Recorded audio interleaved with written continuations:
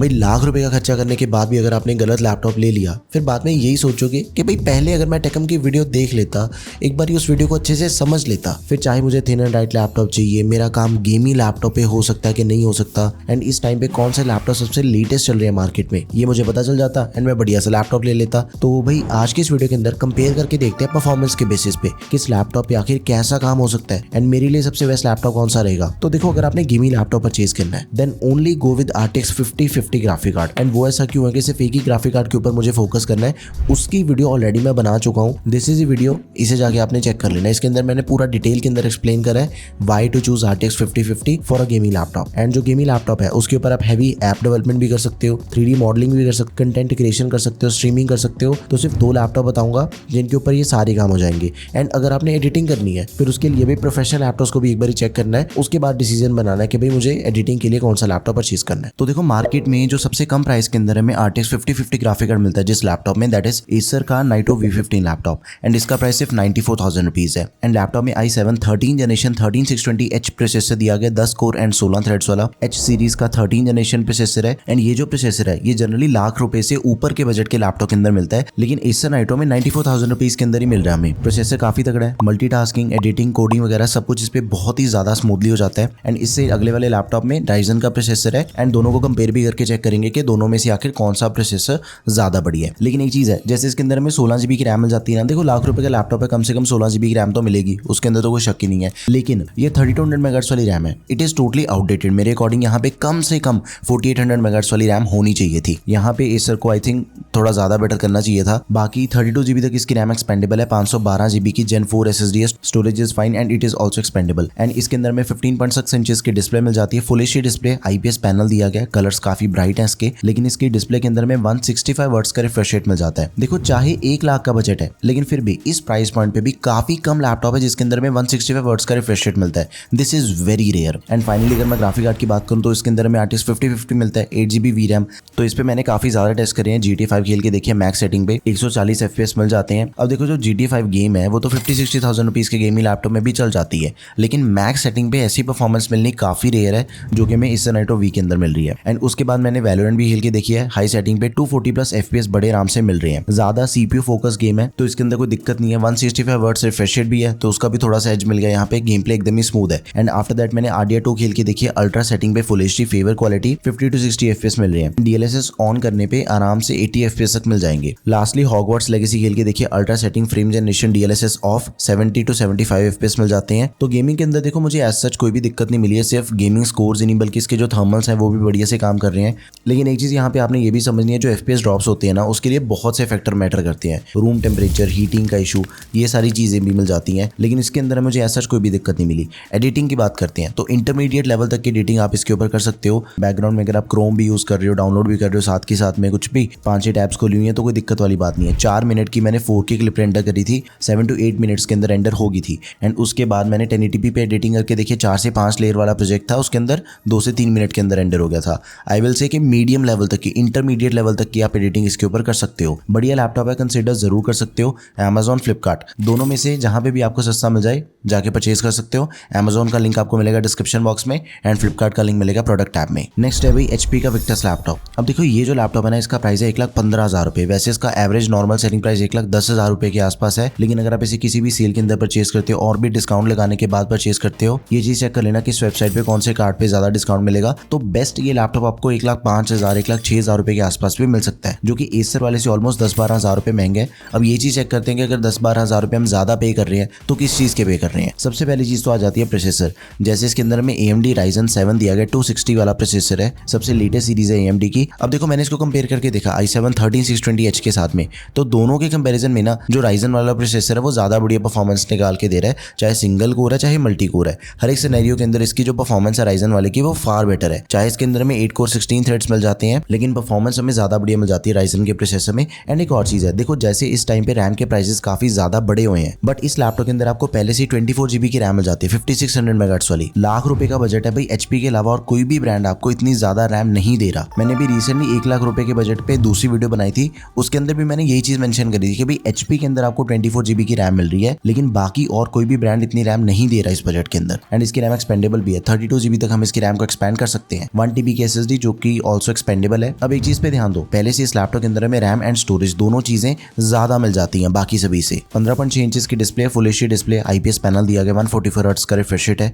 300 nits की brightness है। बिल्कुल ही बेसिक डिस्प्ले जो इस बजट के ऑलमोस्ट हर गेमिंग लैपटॉप के अंदर मिल जाती है ना, कम से कम ऐसी डिस्प्ले तो गेमिंग लैपटॉप के अंदर मिलेगी ही मिलेगी, वही डिस्प्ले हमें इसके अंदर दे रखी है। कुछ भी एक्स्ट्रा ऑर्डिनरी नहीं है इसके डिस्प्ले में। लास्टली एमएस ऑफिस दिया गया लाइफ टाइम वैलिडिटी के साथ में, तो ये भी बढ़िया चीज ही है। नाउ जीपीयू की बात करें, देखो RTX 5050 दिया गया 80 वॉट्स टीजीबी वाला। एसर के अंदर भी बिल्कुल सेम ग्राफिक कार्ड है। गेमिंग एंड एडिटिंग स्कोर्स को चेक करते हैं, GT5 मैक्स आउट सेटिंग पे यहाँ पे मिल रहे हैं 150 से 160 FPS एंड वैलोरेंट के अंदर 250 FPS एवरेज मिल जाते हैं नेटिव सेटिंग पे। लेकिन इसकी जो डिस्प्ले मूवमेंट है वो मुझे इतनी ज्यादा स्मूथ नहीं लगी जितनी एसर वाले की थी। 144 हर्ट्ज रिफ्रेश रेट बॉटलनेक बन रहा था यहाँ पे। RDR2 मैक्स 1080p सेटिंग पे नेटिव 70 to 80 FPS मिल रही है। Frame generation and DLSS on करने पे 90 FPS तक आ रहे हैं and Hogwarts Legacy ultra setting पे without ray tracing 50 to 55 FPS मिल जाते हैं।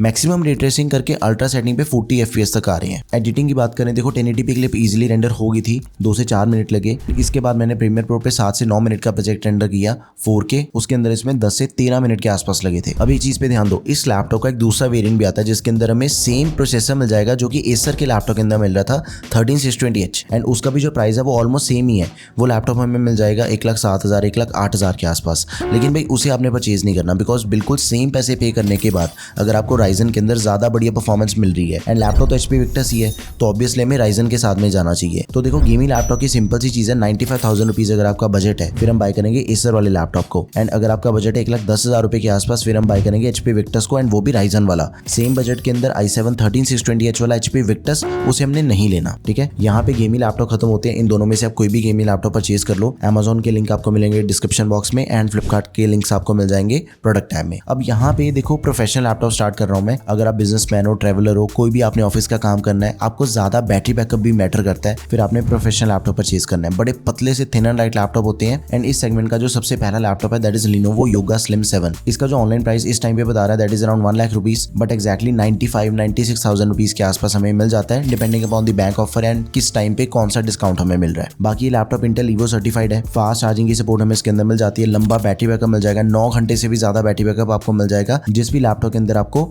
इंटेल Evo सर्टिफिकेशन मिल रही है। लेकिन इसके अंदर तो 17 आवर्स तक का बैटरी बैकअप ब्रांड क्लेम कर रहा है। 17 आवर्स का तो नहीं, लेकिन सुबह अगर आप 9 बजे काम पे बैठे हो, रात के 9 बजे तक अपना लैपटॉप इजीली चल जाएगा, उसके अंदर कोई दिक्कत नहीं है। अभी 10-12 घंटे तक का बैटरी बैकअप कहीं नहीं गया इस लैपटॉप पे, काम कोई भी कर सकते हो इसके ऊपर आप। इंटेल कोर अल्ट्रा 5 प्रोसेसर दिया गया 226V जिसके अंदर में 8 कोर्स एंड 8 थ्रेड्स मिल जाते हैं एंड 45+ AA टॉप्स हमें इसके अंदर मिल जाते हैं। जो भी AA ऑपरेशंस होते हैं लाइक को-पायलट हो गया, पीसी के फीचर्स हो गए, फ्रेम जनरेशन हो गई है, इमेज जनरेशन, वॉइस रिकॉग्निशन, ये सारे काम ज्यादा बढ़िया हो जाते हैं इस लैपटॉप पे। एंड इसके अंदर में रैम काफी बढ़िया मिल जाती है, 16GB की DDR5X रैम हमें इसके अंदर मिल जाती है जो कि एक्सपेंडेबल नहीं है। इसकी रैम की स्पीड काफी बढ़िया 8533 मेगाहर्ट्ज वाली रैम की स्पीड मिल जाती है। अब देखो इसके अंदर में 1TB की SSD मिल जाती है जो कि एक्सपेंडेबल है। Storage is expandable of this laptop. 14 inches की डिस्प्ले साइज के अंदर में लैपटॉप मिलेगा। 1920x1200 पिक्सल की रेजोल्यूशन मिल जाती है, OLED डिस्प्ले है। एंड अगर आप एडिटिंग करना चाहते हो, कंटेंट वॉचिंग करना चाहते हो, डिस्प्ले सबसे बेस्ट चाहिए, एक्यूरेट रिजल्ट्स आपको इसके अंदर मिल जाएंगे। कंट्रास्ट रेशियो भी काफी बढ़िया है, 600 निट्स की brightness, 100% DCI-P3 and Dolby vision की सपोर्ट हमें इसके अंदर मिल जाती है। जो कलर्स हैं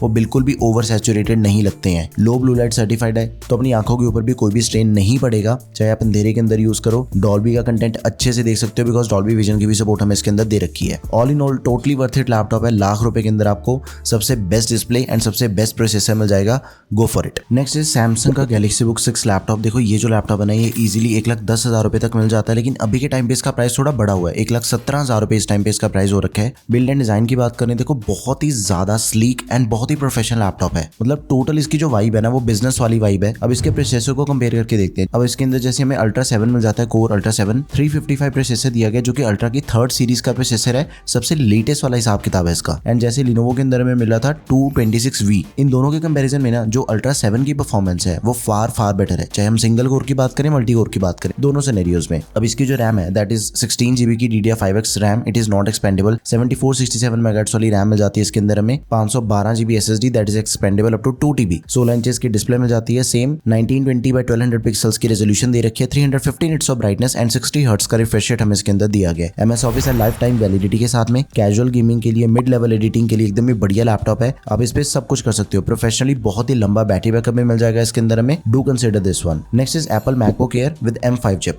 अब देखो जिसको चाहिए ही मैकबुक तो आप इसे ही कंसीडर करो, सबसे लेटेस्ट है। 1,10,000 रुपए के अंदर में मैकबुक मिल जाएगा, एल्यूमिनियम बिल्ड के अंदर में लैपटॉप मिलता है, सालों साल चलने वाली चीज है ये। फिंगरप्रिंट सेंसर दिया गया, M5 चिप के अंदर में 10 कोर एंड 10 थ्रेड्स मिल जाते हैं, 16 GB की रैम, 512 GB SSD, 13.6 इंचेस की लिक्विड रेटिना डिस्प्ले विद 2.5 के रेजोल्यूशन। ऑल इन ऑल बहुत ही बढ़िया लैपटॉप है, जरूर कंसीडर करो इसे भी आप। नेक्स्ट इज HP का लैपटॉप OmniBook 5। देखो Amazon पे हमें मिल जाएगा 94,000 रुपीज के अंदर, अंडर 1 लाख के अंदर ये सबसे सस्ता लैपटॉप है, जिसके अंदर में बढ़िया प्रोसेसर मिल जाता है Ryzen AI 7 350, 50 NPU टॉप्स है। एंड ये जो लैपटॉप है ना, ये टच स्क्रीन डिस्प्ले वाला लैपटॉप है। इसका भी कंपैरिजन आपके सामने है, जो Ultra 5 226V है उसके कंपैरिजन में इसकी जो परफॉर्मेंस है वो हमें ज्यादा बेटर मिल जाती है, सिंगल कोर मल्टी कोर दोनों के अंदर ही। लेकिन जो Ultra 7 है उसको भी कंपेयर करके देखा, फिर भी जो Ryzen की परफॉर्मेंस है वो हमें ज्यादा बढ़िया मिल जाती है। एंड AI के काम ज्यादा एफिशिएंटली करने के लिए इसके अंदर में NPU मिल जाता है, न्यूरल प्रोसेसिंग यूनिट, जो कि locally AI and machine learning को हैंडल करने के लिए बढ़िया रहता है। 8 कोर 16 थ्रेड्स वाला प्रोसेसर है, बाकी इसके अंदर में 16 GB की रैम मिल जाती है,